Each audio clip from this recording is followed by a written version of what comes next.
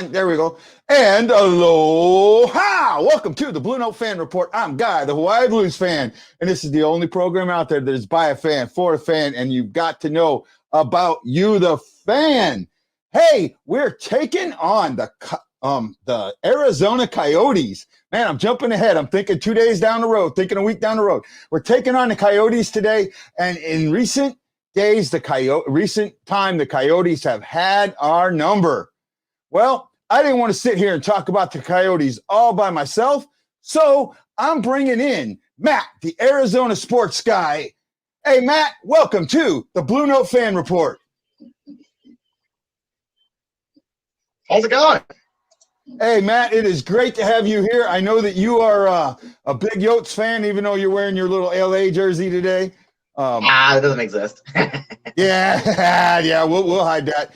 So, you know, you look at this game at face value and you go, the Blues are just going to walk all over them.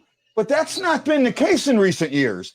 The Coyotes are 6-2-1 against the Blues, and the Blues, on the flip side of that, I think are 5-3-1 or 5-2-1, something like that. Yeah, 5-2-1. So 5-3-1. You see I kind of lost what I was getting at. You see that the Coyotes have had the Blues number here lately. Can you tell us a little bit about why you think the Coyotes have had the Blues number coming into tonight's game? Honestly, I don't really think I have a very good answer for that question. Mainly, Arizona is more of a defensive team, and for the most part, if you have a good enough defense, a strong enough defense, you can kind of keep at bay those more offensively talented teams like the St. Louis Blues. So it's possible that plays some sort of role in it, although it also could just come down to goaltending because sometimes you're just not going to beat those hot Arizona goaltenders. Yeah, that again. Oh man, I just blanked out. Who are your goaltenders again? I know you got a really good Darcy Kemper and Antti Ranta. Kemper. Yeah, Ranta, Kemper and Ranta. That's right. Sorry, man, my head just ding. Oh, that's fine. Yeah. So I think Kemper's playing tonight, right? Kemper against Bennington. And Bennington shut out the Coyotes the last time he played them, and I think that was in Enterprise, if I remember correctly. I'm check my head. Yeah, I believe so. Right. Yep. I was trying to pull some stats up here real quick, but I won't worry about that. So, I know that your star, you had three stars. Now you're down to two, maybe 2.5. But Taylor Hall left, and I've talked before about Taylor Hall, and I thought that when he came there, one of the things that he added was that he started listening to Phil Kessel, that he bought into what Phil Kessel was selling, and it seemed like some of the other guys did. But now that he's gone, are these guys going to still buy into it? And that's what I'm not so sure of. I know Clayton Keller is still pretty young. You got Oliver Ekman-Larsson, but he's injured, and he's I think he's listed. Is he week to week or day to day? He's still week to week. I believe he's still about a week and a half from return. If it was 3 to 4 weeks, so it's been about a week and a half. So it's about a week and a half before the projected return. Oh, I'm getting told that they did shut him out back at Enterprise Center. Okay. So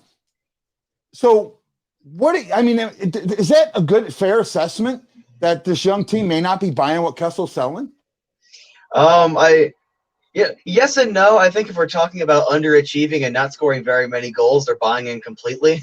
But when it comes to, I don't really know what impact I would say Kessel's having on the team as a whole, mainly because he's such a hot and cold player is the best way to describe it. So his first training camp with Arizona, the first preseason, he looked fantastic. He was skating hard, getting shots. Start of the season looked really good. Then just a lot of, apparently it was due to injury, but still, if you're well enough to play, you should still play better. And it's just a lot of slow skating, a lot of donuts out there. And then going into this season, there's about another 50-50 where he looks really good versus looking really bad. And if we're talking about that being what he's selling, I'd say they probably are, because it's a lot of hot and cold, a lot of streaky, a lot of we're going to get some offensive opportunities right now, and then we're going to do absolutely nothing for the next game or two. Well, I mean, they haven't had a bad season. I was listening. I have my buddies, the BlueNotes podcast, and they talk to Sporty with Corey and Richie on the podcast network, the Hockey Podcast Network. And she was saying that the biggest problem that Arizona has right now is that they do not finish. And that kind of sounds like what you're saying too, that the Blues don't finish. I see something that Arizona does that a lot of people, I think, miss.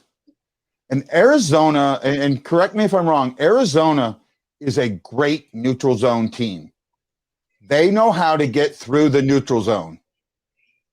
I would say it's another 50-50 because there are times when it looks like you're not going to stop them getting in the neutral zone. There's also a lot of times where they couldn't get an entry to save their lives. And I can't fully tell what the identity of the team is because you can have guys like Schmaltz or Brassard or Kajula getting really good, presences in, getting really good offensive entries and really, playing well in that neutral zone to get into the offensive zone. But there's also plenty of times where it just looks like they have no idea what they're doing with the puck. I'm still a little unsure of which version of the Coyotes comes out because when they come out and they're doing exactly what you just said, this team looks really good. But then I also see plenty of times where there's a lot of weak neutral zone play, and I'm not entirely sure which version of Arizona you're going to see. Yeah, so the Blues just released their lineup. I'm going to go ahead and bring that up here real quick. And it looks like it's the exact same lineup that it has been in the past, so nothing's changed. So we'll go ahead and add that. There we go. So the Blues lineup has Sanford, O'Reilly, and Perron with Schwartz, Shin, and Kyrou, Blais, Thomas, and Hoffman. And I like that line. I know they're not producing a lot, but I like what they're showing on the ice. Then we have Clifford, Barbashev, and Sundqvist. And that is another, what I think is a line that, as the season goes, is going to get much, much better. Defensive pairs, I really like this. You have Krug and Falk with Scandella and Parayko as the second, and Dunn and Mikkola. Dunn and Mikkola have been really strong together in my eyes, and Bennington starting. I don't have Arizona's lines. I know I seen something earlier, but I can't remember where I saw it, so I'm not going to be able to bring it up real quick. There we go.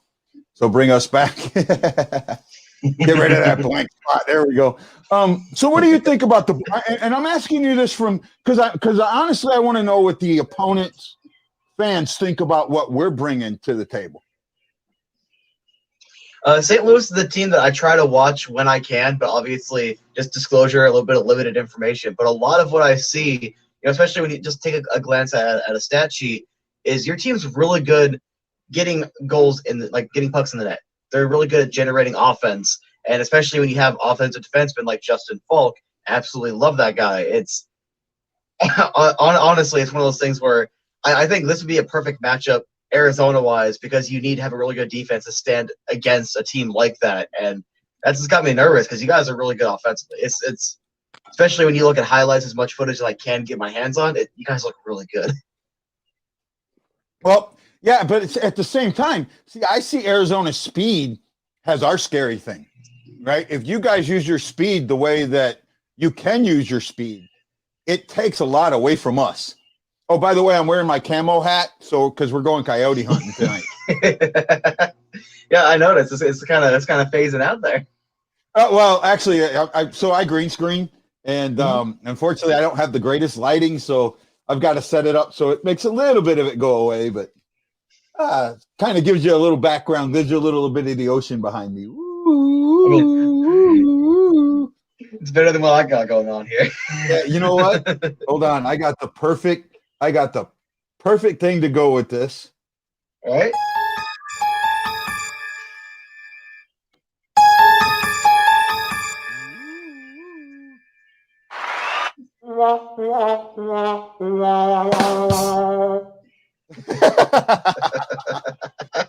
Oh no. So Matt, when you see let's talk about the goalie matchup, right? We have Darcy Kempner against Jordan Pennington. Both of them are now, I guess you could call them seasoned veterans, right? Yeah, definitely. Right. Both of them are slightly different. Pennington is I don't want to call him a straight stand-up, stay-at-home goalie, but he's a positional goalie. He really relies on his position And are you guys hearing me okay? I all of a sudden went out of my 1 2 1 2. Okay. I sounded really good in my ears, and then I didn't sound good in my ears. So I wanted to make sure that you guys were hearing me okay.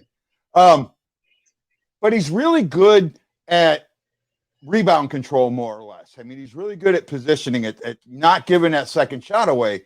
Where Kemper seems to be more of that in-your-face goalie, where he's trying to come out and challenge one-on-one, and that's where he gets beat a lot of times is when he does that.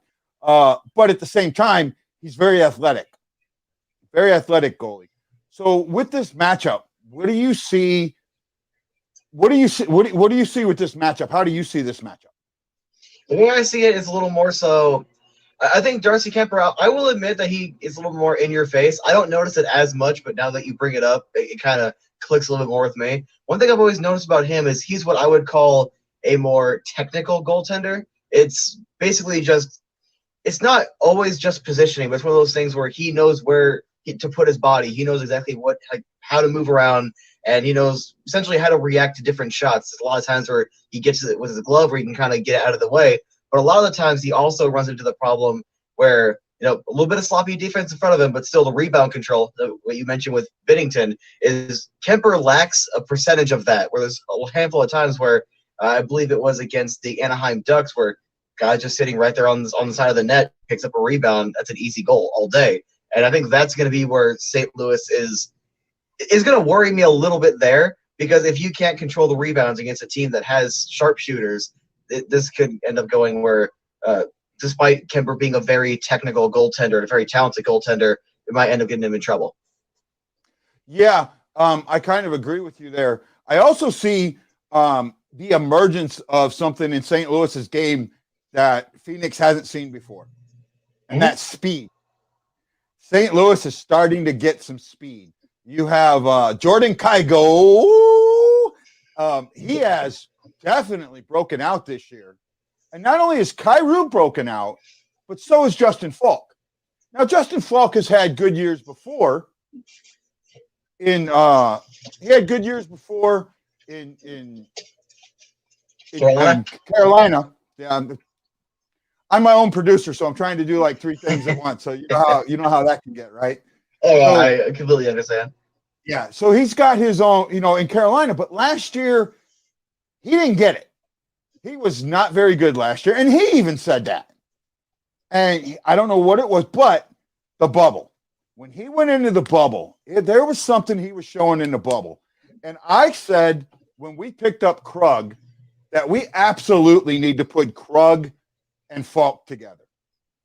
That I thought that would be a good pairing. And you know what? Now we're putting Krug and Falk together. And boy, has that been a great pairing. Got to do a little bit of this, right?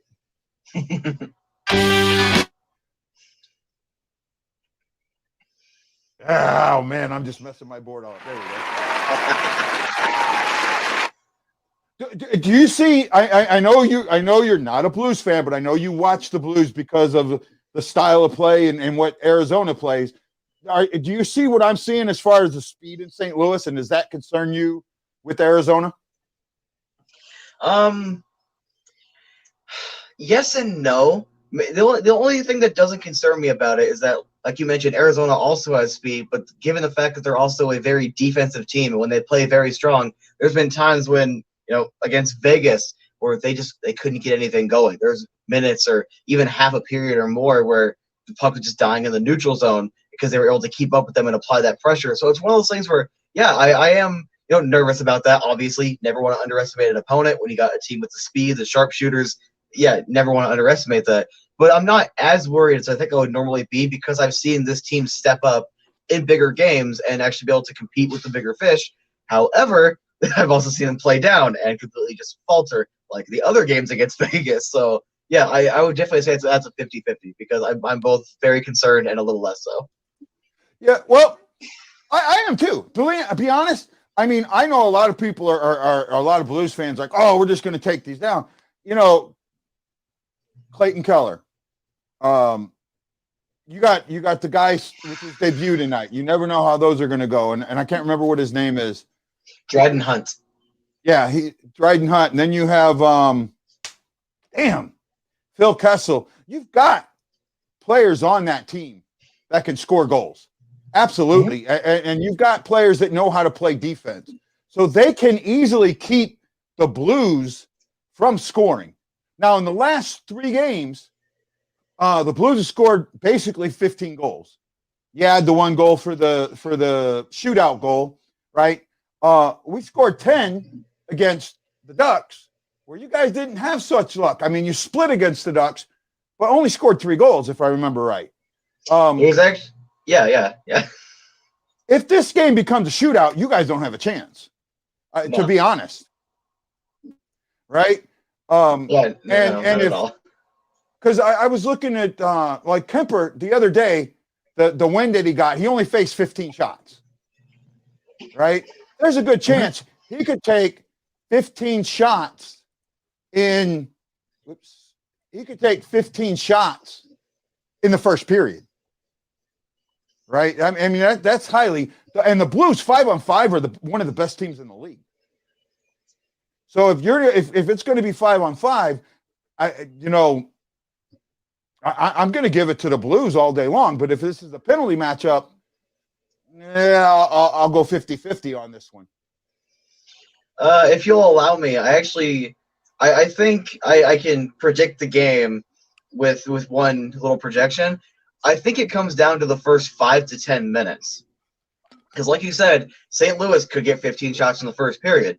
They also could get completely shut down, and like Anaheim did in the second period against the last game, only generate 1 shot on goal. It's really going to depend on which version of St. Louis and Arizona show up. And I think that first 10 minutes will really show you, because if St. Louis gets on the board, and Arizona has shown they can bounce back, they can get back into games, but you never want to play behind. And it's also, that's not how you win big games. It's not how you go to the playoffs. It's not how you win championships.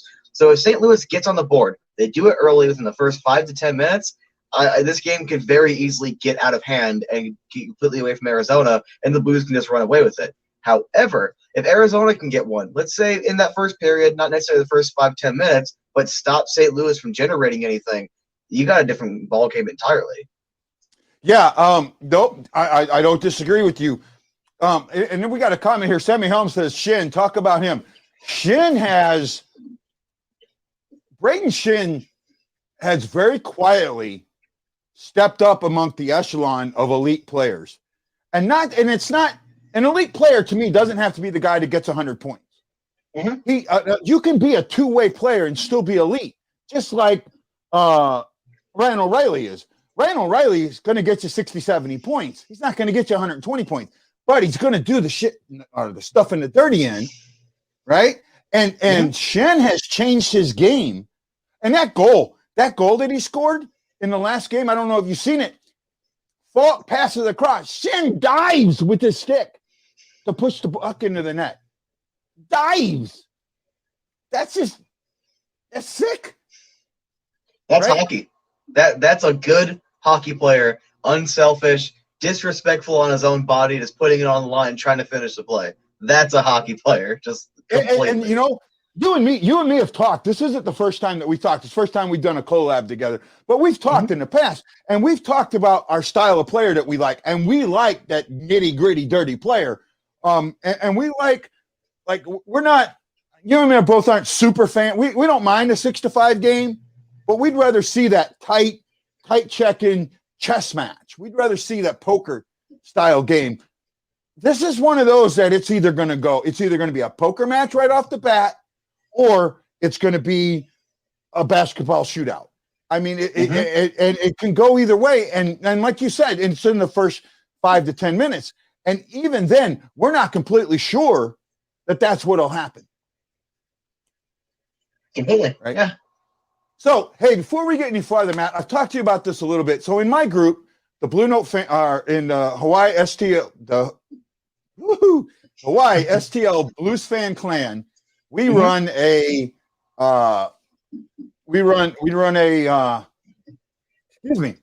pick'em contest, right? I'm gonna bring that up here real quick, and I'm gonna make my picks, and then I'm gonna let you. Well, I'm gonna let you pick first, right? So, I'll let you make your pick. Now, I can't enter your pick because if I do that, everybody will see everybody else's pick, and I don't want them to all see that yet. So what I do want to do though is have you make your pick, and then after I make my pick, I'll enter them. Right? All right. So, All right. so we do this. You pick the winner, the Blues score, the Arizona score, or however you want to do it, right? And then a player on the team you think's going to win, and you get their points. If you pick a goalie, if a goalie gets a point, you will get that because that's so rare. But you will get 1 point for every 10 saves, but you lose a point for every goal allowed. All right. Okay? So, on you, bud. Who's your pick? Well, for Arizona versus St. Louis tonight. Yep. All right. I'm going to go ahead and pick Arizona. I think it's going to be a game where Arizona is going to be – they're going to play up to competition, and I have a feeling that today they're gonna get that victory. I'm not saying anything about the next game, just saying today, and I feel it's going to be a 4-1. I feel like it's going to be one of those things where Arizona gets goals relatively early and then gets that empty netter towards the very end. That's just how I feel it's going to go. And I feel what did you say the score would be again, bud? 4-1. 4-1. Okay, and who's your pick to click? Connor Garland. Say again? Connor Garland. Connor? Yep, Connor Garland. Garland. Garlin? Garland. Okay. So I got your pick in there, bud. Now, let me get back here. Let me bring my pick in. Let me bring this up. Okay, so you can see here, there's the pick'em contest, right? You put in your now, hey, if you want to get in this, I know you may not be in my Blues fan clan, but if you want to get in, so there's the prize this month, guys. I'm giving away the first prize was this Hull jersey that's signed by Beckett's. I've had it compared to a couple other signatures I have. I would say it's pretty damn, it's real. It's not the greatest, but what the hell, it's free, right? If you want to get in, let me know, and I'll give you the password. Has a friend of mine, I'll give you the password, and you can play along with us during the month. So I put in your email address, your first and last name. Please put in your first and last name. Now, if you're in we're doing a challenge with groups, please pick a group affiliation and stay there. Obviously, I'm staying with the Hawaii Blues Fan Clan. And let's see, I'm going with the Blues, though I'm not 100% sure with that. I do think that this could turn into a bit of a shootout. I know it's going to be a tight game. But I do like the fact that the Blues are scoring goals right now. And that may be a little more than Kemper can take. I like your pick of 4-1. And I got to go. I mean, I'm thinking about this. I know a lot of people are going with Kyrou. I just got this feeling that, oh man, my mind just went blank. The new guy we got. Oh my goodness. The guy we got from Florida. Somebody Hoffman. help me out. Mike Hoffman. Huh? Hoffman. Mike yeah, Hoffman. Yeah. See what I mean, I get, and there we go. So you submit it, and that's it. My site went down, so it's supposed to like close up, so you can make changes, but it's supposed to go in, so I got to make sure it went in. All right. And mine didn't go in. I may have to re-enter mine. That's probably why it didn't go in, because I was on the sheet. Okay, let me try this again. All right. Mine didn't go in, but there we go. I think there it goes in. Yep, now it's in. Yay, me. Yep, I'm in. Okay, so Matt, the game's getting ready to start. I'll probably do an intermission report. If you're willing and you want to come out in the intermission to talk with me at the first intermission, that'd be great. I don't think I'm going to do a second intermission because I have an appointment at 5:00 my time. So I may miss the second intermission, but I might, and I'm not sure if I'll do a post. So if I'm due, though, I'll let you know. Are you willing to come on and talk about the game as we're going? I don't see anything that would stop me from the first intermission. That sounds fun. Okay, man. Hey, Matt, thank you so much for joining me on the Blue Note Fan Report. I enjoyed it. Really fun to do this and talk to you. And like I said, we got 8 games, man. We got 8 games to talk. Gotta get that rivalry. And well, not only that, what a lot of people forget, you're moving to our division next year. Yep. Right? You're moving to the Central. You're coming in with Arizona or with Colorado and Chicago, Nashville, Minnesota. This is that's why I thought the West, the Blues going to the West was an absolute gift. Right? Mhm. First of all, there's 3 weak teams in there. So at that point, you're not even battling for 4 spots. You're only battling for 5. You're not battling for 8, you're battling for 5 because there's 3 teams you're going to beat more than likely. You had your big 3, St. Louis, Colorado, and Vegas. Pardon me.